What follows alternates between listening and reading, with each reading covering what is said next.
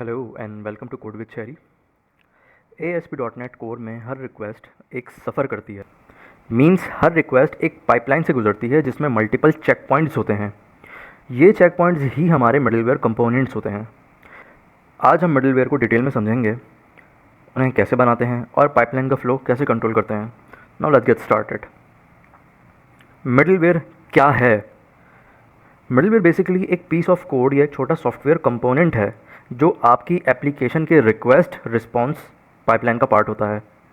हर incoming HTTP request पे middleware run होता है, कुछ काम करता है और फिर या तो रिक्वेस्ट को नेक्स्ट मिडलवेयर को पास कर देता है या अपना काम करके रिक्वेस्ट की जर्नी वहीं एंड कर देता है।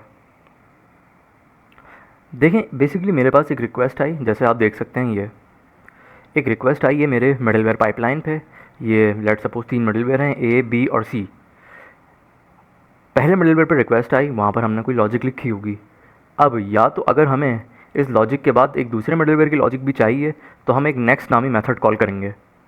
ये सारा अभी हम थोड़ी देर में प्रैक्टिकल देखते हैं, लेकिन ज़रा इसको थ्योरेटिकल थोड़ा समझ लें आप कि अगर मुझे कोई लॉजिक बस सिर्फ इसी मिडलवेयर पे चाहिए और नेक्स्ट मिडलवेयर नहीं चाहिए तो मैं इस नेक्स्ट को कॉल नहीं करूँगा, बल्कि इसको यहीं एंड कर दिया जाएगा। लेकिन अगर मैं ये चाहता हूँ कि इस मिडलवेयर के बाद एक दूसरा मिडलवेयर कॉल हो तो फिर मुझे ये नेक्स्ट मेथड यूज़ करना पड़ेगा। सही। और जब ये दूसरा मिडलवेयर आया मेरे पास और जब ये चला तो इस पर भी कोई ना कोई लॉजिक लिखी होगी।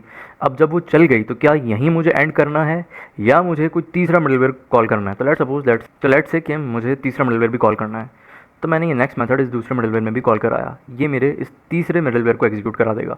अब देख सकते हैं आप यहाँ पर कोई और नेक्स्ट नहीं है। इट मीन्स कि मुझे इस मिडलवेयर के बाद कोई दूसरा मिडलवेयर एग्जीक्यूट नहीं कराना।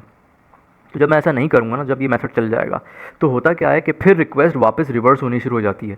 इसका मतलब समझिएगा कि ये रिक्वेस्ट आई कहाँ से है। देखिए, ये रिक्वेस्ट ना हमेशा कहीं ना कहीं फ्रंट एंड, कोई ना कोई मोबाइल एप्लीकेशन या इन अदर वर्ड्स किसी ना किसी क्लाइंट के थ्रू आती है रिक्वेस्ट। क्लाइंट हमारे सर्वर को हिट कर रहा है, सर्वर पे मिडलवेयर्स रखे हैं। जब सारे मिडलवेयर चल जाते हैं, जब हमारी लॉजिक हो जाती है पूरी, तो वापस दोबारा क्लाइंट को रिस्पांस दिया जाता है, जैसा कि आप देख सकते हैं। यानी रिक्वेस्ट आई, सारी लॉजिक परफॉर्म हुई, अब इस रिक्वेस्ट से एक रिस्पांस जनरेट हो गया। सही है। तो अब ये रिस्पांस मुझे वापस अपने क्लाइंट को देना है। तो इसी तरीके से इसमें रिक्वेस्ट और रिस्पांस फ्लो करती है। यानी HTTP रिक्वेस्ट आती है, कुछ काम परफॉर्म होता है, उसके नतीजे में कोई ना कोई रिस्पांस जनरेट होता है और फिर वो रिस्पांस हम अपने वापस क्लाइंट को रिटर्न करते हैं कि ये है आपका रिस्पांस। सोच लो जैसे एयरपोर्ट सिक्योरिटी चेक पॉइंट्स होता है, बिल्कुल वैसे ही किसी एग्जांपल है कि जैसे पहला चेक पॉइंट आया, वहाँ पर आपने पासपोर्ट चेक किया। दूसरा चेक पॉइंट होगा, वहाँ आपने बैगेज स्कैन किया। तीसरा होगा कोई बोर्डिंग पास चेक वगैरह, राइट। तो हर चेक पॉइंट अपना काम करता है और आगे भेजता है।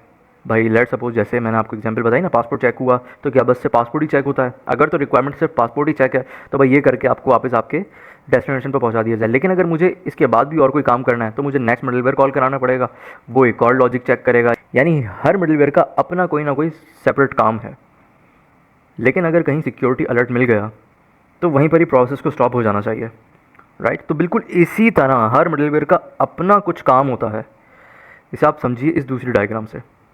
ब्राउज़र से रिक्वेस्ट आई जो कि मेरा क्लाइंट है, किसी मोबाइल एप्लीकेशन से भी आ सकती है। तो इन अदर वर्ड्स मैं सिर्फ ये बता रहा हूँ फ्रंट एंड को एज अ क्लाइंट रेफर कर रहा हूँ, ठीक है। तो क्लाइंट से रिक्वेस्ट आई, वो मेरे मिडलवेयर पाइपलाइंस पे चल रही है। देखें बहुत सारे मिडलवेयर रखे हुए हैं, ये सारे मिडलवेयर्स हैं।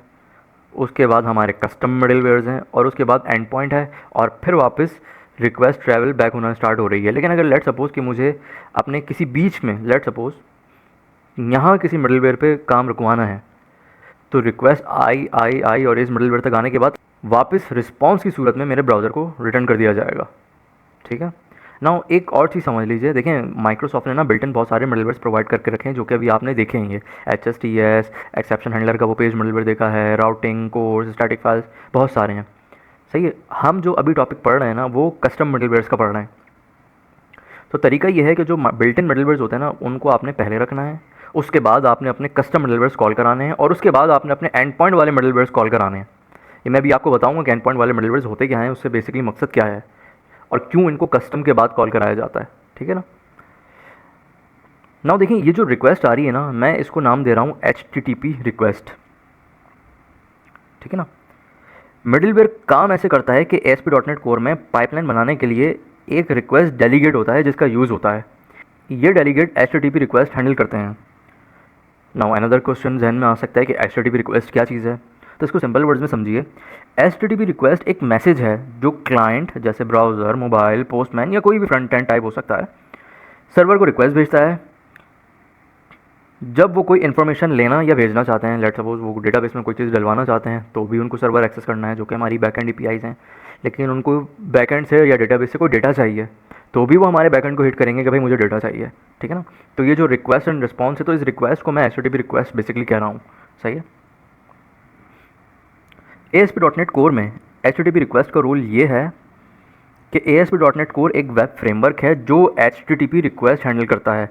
जब रिक्वेस्ट आती है, ये रिक्वेस्ट एप्लीकेशन पाइपलाइन से गुजरती है, यानी मिडिलवेयर कंपोनेंट से गुजरती है। हर मिडिलवेयर डिसाइड करता है रिक्वेस्ट के आगे का सफ़र। एंड में कोई कंट्रोलर, रेजर या API एंड पॉइंट रिक्वेस्ट का रिस्पॉन्स रिटर्न हो जाता है। HTTP रिक्वेस्ट ही वो ज़रिया है जिससे क्लाइंट और सर्वर बात करते हैं। यानी बेसिकली अगर आप ये डायग्राम देखें तो क्लाइंट को बताना पड़ता है सर्वर को कि मुझे चाहिए क्या, यानी कोई ना कोई रिक्वेस्ट भेजनी पड़ती है। तो उस रिक्वेस्ट को हम HTTP रिक्वेस्ट बेसिकली कह रहे हैं, ठीक है ना। तो HTTP रिक्वेस्ट ही वो जरिया है जिससे क्लाइंट और सर्वर बात करते हैं। अगर रिक्वेस्ट ही ना हो तो सर्वर को पता कैसे चलेगा कि आप चाहते क्या हैं। सर्वर को क्या पता कि आपको डेटाबेस में डेटा डालना है या डेटाबेस से कोई डेटा निकालना है या कुछ और लॉजिक परफॉर्म करनी है, जब तक आप रिक्वेस्ट ही नहीं भेजेंगे।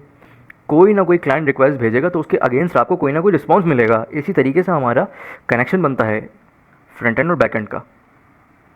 जैसे वेब पेजेस डिस्प्ले करना, ब्राउज़र के लिए HTML कंटेंट दिखाना, डेटा फैच करना, एजेक्स कॉल, APIs को हिट कराना, सही ना, डेटा सेव करना, हो सकता है डेटाबेस में कोई डेटा अपडेट करना, कोई डिलीट करना, ऑथेंटिकेशन ऑथराइजेशन करना, यानी log in, log out, sign up, ये सब बैकएंड के थ्रू होती हैं, सही है ना। या बैकएंड में कोई फाइल अपलोड करना या बैकएंड से कोई फाइल डाउनलोड करना, ये सब HTTP रिक्वेस्ट से होता है। यानी हम तो जस्ट नॉर्मल क्लिक करते हैं फ्रंट एंड पे, कोई ना कोई रिक्वेस्ट जनरेट होती है। तो HTTP रिक्वेस्ट में वो रिक्वेस्ट जो क्लाइंट ने भेजी, और इसके साथ और भी बहुत सारी चीज़ें होती हैं जो ऑटोमेटिकली रिक्वेस्ट में जुड़ जाती हैं, जो क्लाइंट ने नहीं जोड़ी होती हैं लेकिन ऑटोमेटिक जुड़ती हैं वो। अब बेसिकली मिडिलवेयर को कॉन्फ़िगर करने के लिए हम 3 मेथड्स का यूज़ करते हैं: रन मेथड, यूज़ मेथड और मैप या map when method. Run method terminal middleware होता है, ये पाइपलाइन को एंड कर देता है, इसके बाद कोई मिडिलवेयर नहीं चलता।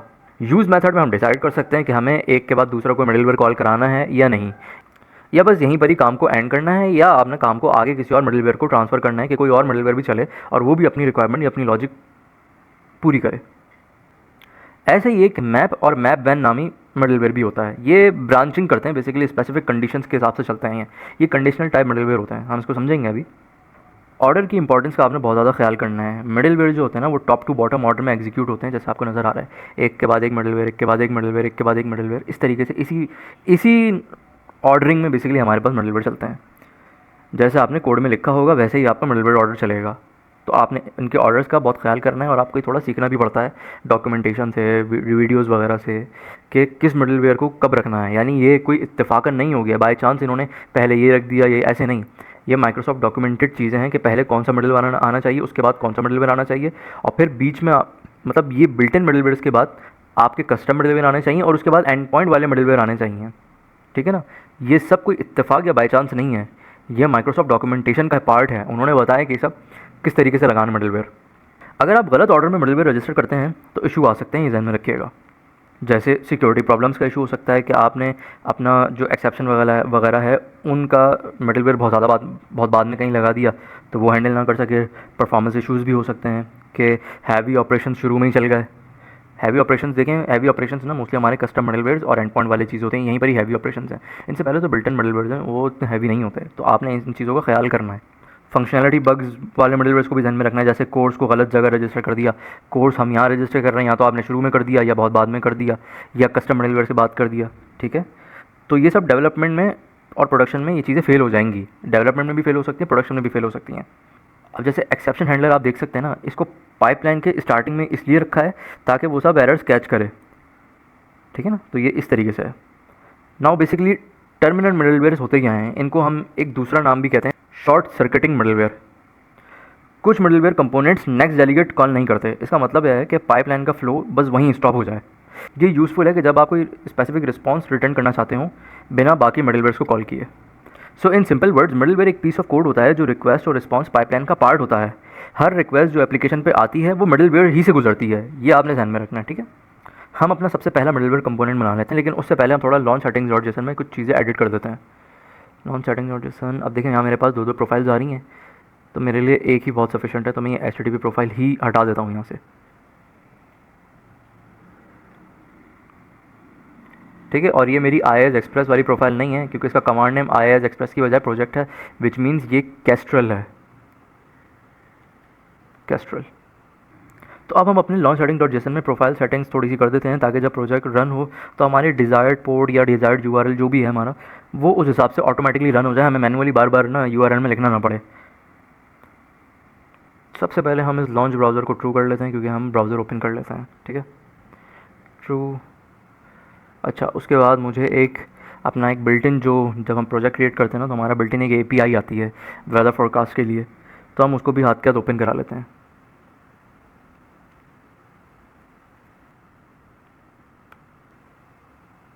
लॉन्च URL, अब इसमें मैं अपनी वेदर फोरकास्ट वाली API दे देता हूँ, बेसिकली कंट्रोलर का नाम दे देता हूँ।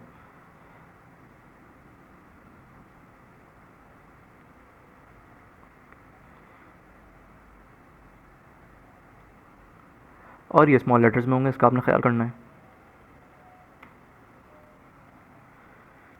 और क्योंकि मैंने मेरी HTTP प्रोफाइल हटा दी है, तो मैं ये URL भी हटा देता हूँ HTTP का। सिर्फ HTTPS मेरे लिए बहुत सफिशेंट है, और मेरी ये पोर्ट भी सफिशेंट है मेरे लिए 7192। इन्वायरमेंट में बेसिकली मेरा डेवलपमेंट रहने देता हूँ।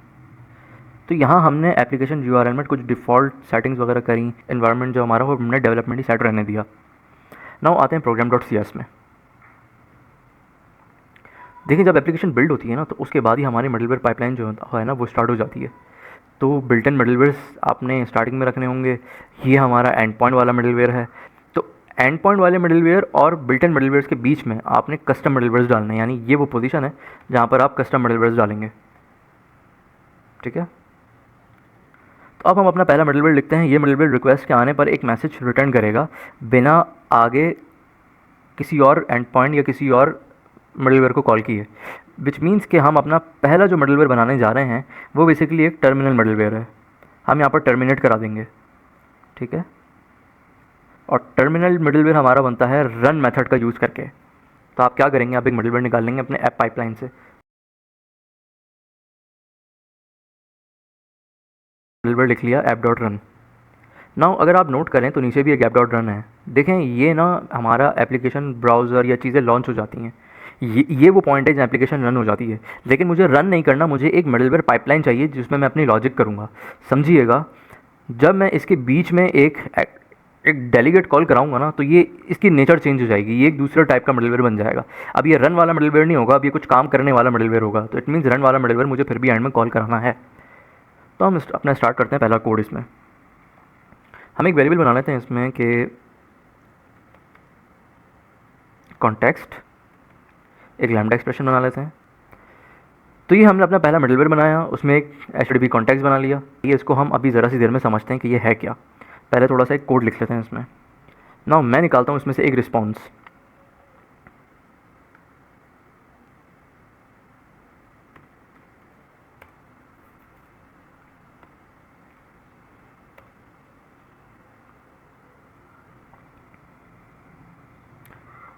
इस राइट एसिंग मेथड में हम अपना एक मैसेज प्रिंट कर लेते हैं जो हमारे ब्राउज़र पे शो हो जाएगा। तो मैसेज टाइप कर लेते हैं।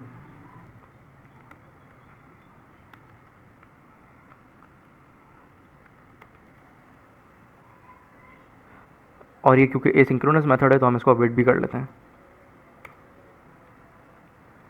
तो देखिए ऑटोमेटिकली यहाँ एसिंक आ गया, मेरा एसिंक हो गया। ये एक ब्रेक पॉइंट लगा लेते हैं यहाँ और रन कर लेते हैं। ये मेरा ब्रेक पॉइंट हिट हो गया। कंटिन्यू करते हैं।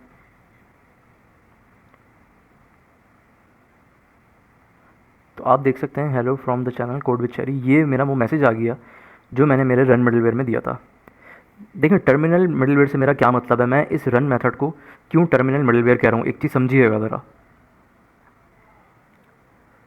मैं इस मिडलवेयर को करता हूँ कमेंट, 1 मिनट के लिए बंद करता हूँ इसको। कंट्रोलर्स में आप देखेंगे मेरे पास एक वेदर फोरकास्ट नामी कंट्रोलर है, और मैंने URL लॉन्च सेटिंग में एक इसका डिफ़ॉल्ट ये पाथ दे दिया कि जब भी मेरा ये मतलब जब भी मेरी एप्लीकेशन में रन करूँगा तो ऑटोमेटिकली ना इसका ये गेट एंड पॉइंट कॉल हो जाएगा। देखें जैसे क्योंकि मैंने अभी अपना ये मिडलवेयर बंद कर दिया रन, तो मैं मेरे इस वेदर फोरकास्ट के इस एंड पॉइंट पे ब्रेक पॉइंट लगा लेता हूँ, देखते हैं क्या ये कॉल होता है या नहीं।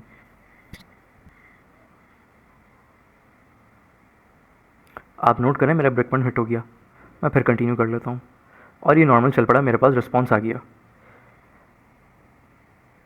अगर मैं इसको खोल दूँ दोबारा तो नोट कीजिएगा ये रन बेसिकली मेरा टर्मिनल मिडिलवेयर है। इस मिडिलवेयर के बाद और कोई अगर मिडिलवेयर होगा तो वो कॉल नहीं होगा, और क्योंकि जब ये मैप कंट्रोलर ही नहीं चलेगा तो ये मेरा वेदर फोरकास्ट भी नहीं चल सकेगा। उसकी रीज़न ये है कि वेदर फोरकास्ट कंट्रोलर चल ही इस मिडिलवेयर पर रहा है। ये हैं हमारे एंड पॉइंट मिडिलवेयर्स। ठीक है, मैं अगेन रन करता हूँ इसको। आप नोट कीजिए मेरी एपीआई हिट नहीं हुई, हालांकि ब्रेक पॉइंट वहाँ लगा हुआ है फिर भी वो हिट नहीं हुई। ठीक है, नाउ एक चीज़ और ही समझ लेते हैं कि ये रन है क्या। गो टू डेफिनेशन करते हैं इस पर।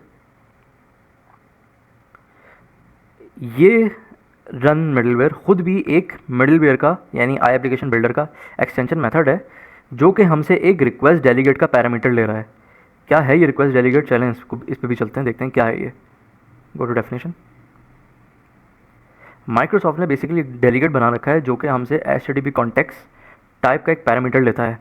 पहले एक चीज़ समझिएगा, आपकी जितनी भी रिक्वेस्ट होती है ना वो दरअसल HTTP कॉन्टेक्स्ट ही है। सारी इन्फॉर्मेशन, सारी चीज़ें आपके सर्वर पे इसी HTTP कॉन्टेक्स्ट के थ्रू आती है कि क्लाइंट अपने ब्राउज़र से या अपने फ्रंट एंड से या जो मीडियम वो यूज़ कर रहा है फ्रंट एंड का आ रही है वो यहीं HTTP कॉन्टेक्स्ट पे आती है। ठीक है, तो ये मुझसे एक डेलीगेट ले रहा है। अगर आपको डेलीगेट नहीं पता तो आप मेरे C# में देख सकते हैं कि डेलीगेट का ऑब्जेक्ट कैसे बनता है। नॉर्मल तरीका ये है कि डेलीगेट का है तो मैं पूरा ऑब्जेक्ट बना लूँ, लेकिन अगर मैं खाली पैरामीटर भी दे दूँ ना और उस पर लैम्डा स्टार्ट कर लूँ, इस रिक्वेस्ट डेलीगेट का ऑटोमेटिकली ऑब्जेक्ट बन जाएगा, जो कि सिंटैक्स मैंने यहाँ यूज़ किया। आप देख सकते हैं मैंने यहाँ रिक्वेस्ट डेलीगेट का डायरेक्टली ऑब्जेक्ट नहीं बनाया। देखिए रन पैरामीटर में रिक्वेस्ट डेलीगेट तो कह रहा है, लेकिन मैंने उस रिक्वेस्ट डेलीगेट का जो पैरामीटर था HTTP कॉन्टेक्स्ट सिर्फ उससे एक लैम्डा एक्सप्रेशन बनाया, तो रिक्वेस्ट डेलीगेट का ऑटोमेटिकली ऑब्जेक्ट यहाँ बन गया। तो बेसिकली रन मेथड की एक्सप्लेनेशन ये है कि यहाँ हमने रन मेथड यूज़ किया है। ये एक टर्मिनल मिडलवेयर होता है। ये रिक्वेस्ट को हैंडल करेगा और आगे पाइपलाइन में किसी और मिडलवेयर को कॉल नहीं करेगा। इसके बाद कोई और मिडलवेयर कॉल नहीं हो सकता। रन मेथड एक पैरामीटर एक्सेप्ट करता है जिसकी टाइप होती है रिक्वेस्ट डेलीगेट। ये HTTP कॉन्टेक्स्ट ऑब्जेक्ट हमारी पूरी रिक्वेस्ट और रिस्पॉन्स का एक्सेस देता है।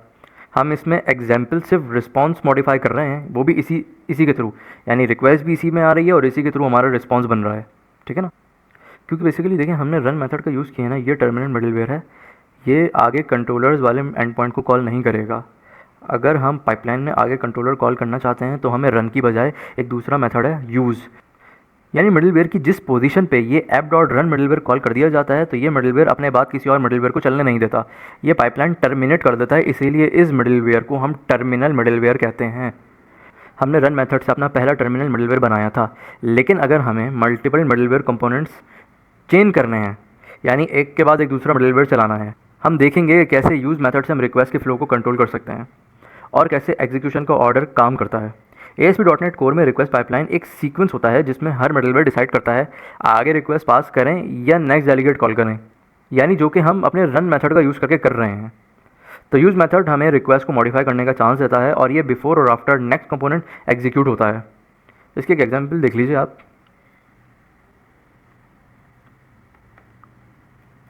यूज़,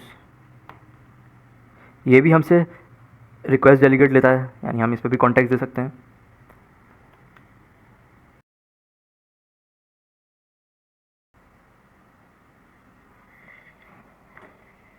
और अब मैं कंसोल पे अपने एक मैसेज प्रिंट करा लेता हूँ।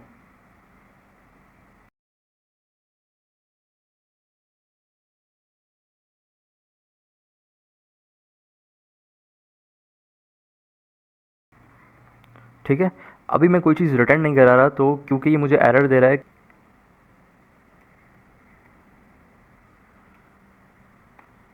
फिलहाल मैं इसको नल लगा के रोक रहा हूँ। एक ब्रेक पॉइंट यहाँ लगाते हैं, एक ब्रेक पॉइंट यहाँ लगाते हैं और अब रन कर लेते हैं, देखते हैं क्या होता है। अगर मैं आपको कंसोल दिखाऊं तो आप देख सकते हैं कि इसमें सच कोई अभी मैसेज वगैरह है नहीं, तो मैं इसको स्टेप ओवर कर लेता हूँ। अब आप देख रहे हैं मेरे कंसोल में मैसेज आ गया, logic before executing next delegate in the use method. जो भी मैंने मैसेज दिया था वो प्रिंट हो गया और उसके बाद मैं स्टेप ओवर फिर करता हूँ।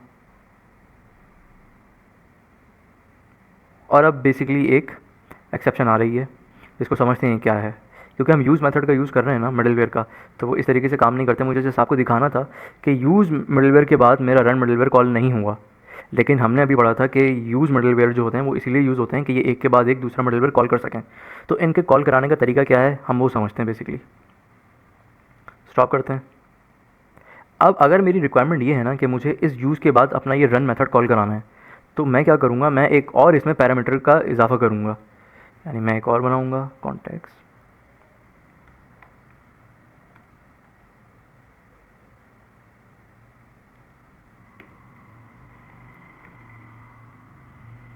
अब देखिए मेरा कॉन्टैक्ट जो वेरिएबल है उसकी टाइप HTTP कॉन्टैक्ट है, लेकिन जो नेक्स्ट है उसकी अपनी खुद की टाइप भी रिक्वेस्ट डेलीगेट है, जिसका मैंने नाम रखा है नेक्स्ट। इट मीन्स अगर मुझे इस मिडलवेयर के बाद दूसरा मिडलवेयर कॉल कराना है तो मुझे जस्ट ये नेक्स्ट कॉल कराना पड़ेगा, जो जैसा कि मैंने आपको डायग्राम में दिखाया भी था। तो मैं नेक्स्ट कॉल करा लेता हूँ, अवेट नेक्स्ट, और उसमें मैं मेरा कॉन्टैक्ट पास कर दूँगा। कॉन्टैक्ट मैं इसीलिए इसमें एज अ इन्वोक कर रहा हूँ बेसिकली, मैं नेक्स्ट डेलीगेट या नेक्स्ट मिडलवेयर बेसिकली कॉन्टैक्ट में इसलिए पास कर रहा हूँ कि जो कुछ इस कॉन्टैक्ट में है वो मेरे यहाँ इस कॉन्टैक्ट में भी आ जाए। तो सेफ़ रहने के लिए अच्छा तरीका यही है कि आप कॉन्टैक्ट को इस नेक्स्ट के अंदर पास करें। देखें दरअसल ये एक डेलीगेट है ना, तो डेलीगेट एक डेलीगेट को इन्वोक करने का सही तरीका ये होता है कि ये डेलीगेट या ये लाइन अपने इस बाद वाले डेलीगेट को इन्वोक करना चाह रही है। तो इसका ओरिजिनल सिंटैक्स ये होता है कि आप नेक्स्ट डॉट इन्वोक लिखेंगे और आप कॉल कर सकते हैं। लेकिन क्योंकि डेलीगेट्स का कॉन्सेप्ट है कि आप इन्वोक के बगैर भी डायरेक्ट वेरिएबल को एज अ पैरामीटर ट्रीट कर लें तो भी ये इन्वोक हो जाता है नेक्स्ट डेलीगेट। ठीक है, तो ये वो सिंटैक्स है। अब फिर रन करते हैं और देखते हैं कि क्या अब इस दफ़ा क्या यूज़ के बाद रन मेथड कॉल होता है।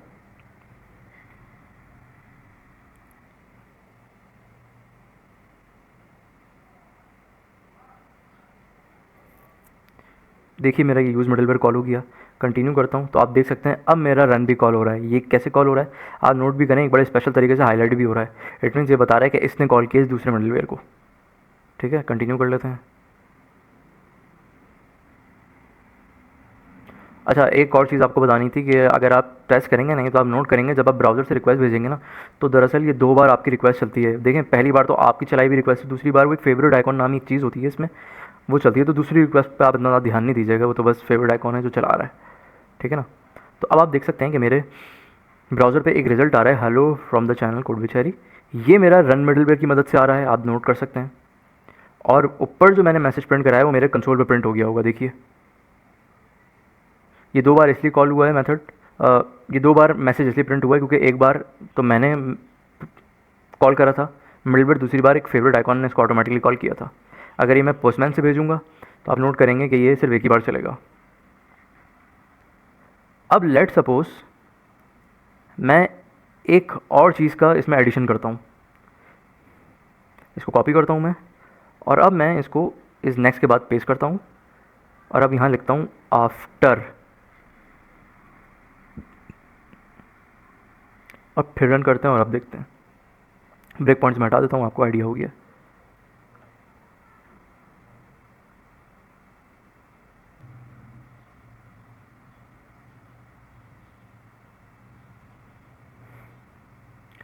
अब देखिए हुआ क्या, पहले कंसोल देखते हैं तो समझते हैं कि चल क्या रहा है। देखें logic before executing next delegate, पहले ये लाइन चली होगी, उसके बाद नेक्स्ट हुआ होगा, नेक्स्ट से मेरा ये टर्मिनल मिडलवेयर कॉल कर दिया। अब इस मिडलवेयर के बाद कोई दूसरा मिडलवेयर चल नहीं सकता। तो ऐसा नहीं है कि चल के बस यहाँ बंद हो गया, नहीं। जब टर्मिनल मिडलवेयर हो जाते हैं ना उसके बाद ये जो रिक्वेस्ट आई होती है ना, अब ये रिस्पॉन्स वापस दोबारा ऊपर की तरफ रिटर्न होना शुरू हो जाता है, जैसा मैंने आपको डायग्राम में दिखाया था। देखिए जैसी रिक्वेस्ट आती है ना तो जहाँ भी टर्मिनल हो गया, लेट सपोज ये मेरा टर्मिनल मिडलवेयर है, मिडलवेयर 2। अब इसके बाद दोबारा यहाँ से ये रिस्पॉन्स वापस दोबारा मिडलवेयर पे ऊपर आना शुरू हो जाता है। तो अब आप समझिएगा रिजल्ट। पहला मैसेज आया logic before executing next delegate, जो कि ये रहा। इसके बाद नेक्स्ट कॉल हुआ, टर्मिनल मिडलवेयर चलने के बाद वापस दोबारा प्रोग्राम ऊपर आया इस यहीं पर ही। अब फिर उसने प्रिंट किया logic after executing next delegate in the use method, और फिर इसी तरीके से ऊपर ऊपर रिक्वेस्ट अपने इस मिडलवेयर पे फ्लो करके हमारे क्लाइंट पे पहुँचेगी। क्योंकि देखें ना तरीका यही ना, क्लाइंट से रिक्वेस्ट आती है और रिक्वेस्ट की बेस पे कुछ हम ऑप्शन परफॉर्म करते हैं और वो उस ऑप्शन के नतीजे में एक रिस्पॉन्स आता है। फिर वो रिस्पॉन्स वापस ब्राउज़र को भी तो देना होता है ना, तो ये मिडलवेयर पाइपलाइन इसी तरह काम करती है। रिक्वेस्ट आती है, उससे रिस्पॉन्स बनता है और फिर वापस मिडलवेयर से होता हुआ गुजरता है रिस्पॉन्स भी। ठीक है, तो यूज़ मेथड एग्जीक्यूट होता है बिफोर लॉजिक प्रिंट होता है और कंसोल पे आपके चीज़ें चल पड़ती हैं। नेक्स्ट डॉट इन्वोक का आप यूज़ करते हैं तो आप नेक्स्ट मिडलवेयर को कॉल कर लेते हैं, जो कि इस केस में हमारा रन मिडलवेयर चल रहा है। रन मेथड रिस्पॉन्स भेजता है कंसोल पे, जो भी राइट कर रहा है वो प्रिंट करता है, रिस्पॉन्स बैक होता है, दोबारा यूज़ मेथड में आता है, ठीक है, और एक और मैसेज प्रिंट होता है आफ्टर लॉजिक का, और वापस ब्राउज़र को रिस्पॉन्स मिल जाता है। अगर आप पोस्टमैन से चलाएंगे ना तो आपकी रिक्वेस्ट 2 बार की बजाय एक ही बार चलेगी। मेरी असल में 2 बार इसलिए चली क्योंकि मैं इसको ब्राउज़र से चला रहा हूँ, तो ब्राउज़र ना 2 बार रिक्वेस्ट भेजता है, एक तो खुद जो क्लाइंट ने भेजी होती है और एक फेवरेट आइकॉन के लिए बेसिकली, ठीक है ना। ये कोई इतनी इशू की बात नहीं है, ये कोई इतना मसला नहीं है, ध्यान में रखिएगा आप। अब नाउ लेट से कि मैं चाहता हूँ कि एक रिस्पॉन्स मुझे मेरे यूज़ के थ्रू भी मिले, तो ये मेथड क्या करता है इसको समझिएगा। राइटेसिंग ये मेरे ना ब्राउज़र पर रिस्पॉन्स पहुँचा देता है। तो मैं चाह रहा हूँ कि पहले रिस्पॉन्स एक बार पहुँच जाए और उसके बाद मतलब यानी यूज़ मिडलवेयर से भी रिस्पॉन्स पहुँचे और रन मिडलवेयर से भी रिस्पॉन्स पहुँचे बेसिकली। तो मैं इसको रन कर लेता हूँ, आप देखिएगा किस तरीके से रिस्पॉन्स आता है। रन कर लेते हैं।